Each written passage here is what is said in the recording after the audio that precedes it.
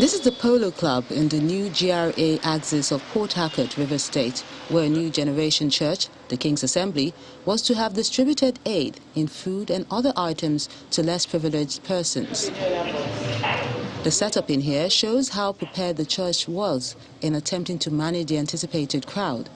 However, the unexpected happened when hundreds of persons arrived and attempted to push through the gate even before the organizers arrived at the venue, leaving 31 persons dead in a stampede. Some of the attendees are said to have arrived here a day before to beat the rush. The police have confirmed the casualty figure as efforts are on by Channels Television to establish contact with families of the victims and the organizers of the event. This is not the first time the church will organize such an event, usually tagged Shop for Free and Keeping Hope Alive. I wanted my family, my wife and my 3 kids, based on how the person told me that if I'm coming, I should call my family.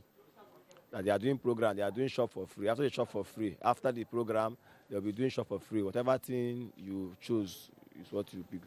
So, me, I've not been to the program before. I don't know how they used to do it. But this is my first time of attending it, which I went there that early morning. It's about 6:30 a.m. That was when this incident occurred. Before then, we were at the gate and there was no much crowd. We were close to the gate and no much crowd at that time. But the gate was locked. All of a sudden, when people started coming more and more, they have to open the smaller gate first. So, as they opened the small gate, people started trooping, forcing themselves in through the small gate, through that small gate.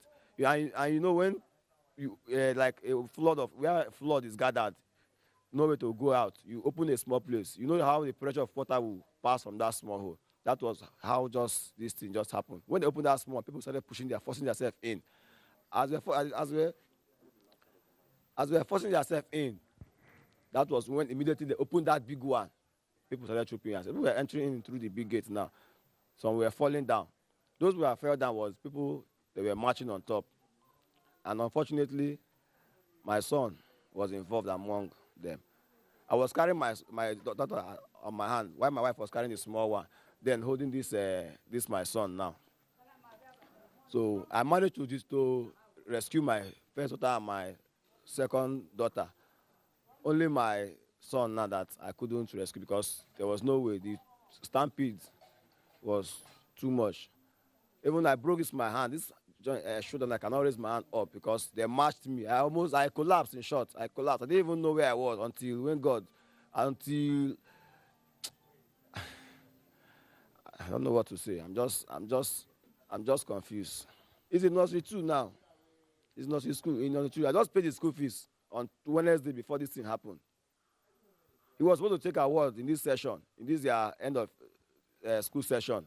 The even teacher came here and told me that this my son is intelligent, he is the neatest, and he's the most gentle boy in the school.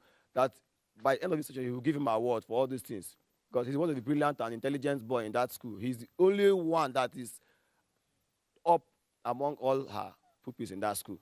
So it pains me a lot that a child of this age and with his intelligence, I will not see him again. I took my son to hospital for confirmation. They confirmed him dead.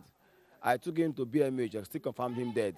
I brought him back to the military hospital so that I can get an access to go and bury him. So that was what we are trying to do before the police intervened and said everybody should leave the corpse, that they want to make an investigation and so on and so forth. So that was how my son remained there till now. So all I'm asking now is just whatever thing they are doing, I want to retrieve my son back and go and bury him. So if the government or the church should do anything, let me have my son and bury him so that I will rest, the mother will rest, because as he's there now, we are not comfortable. We cannot sleep. As it is now, I cannot go anywhere because my son is not buried. I cannot go to work. I cannot eat. I cannot do anything. So, and if all these things, if this boy is still there, there's no way the pains will leave us.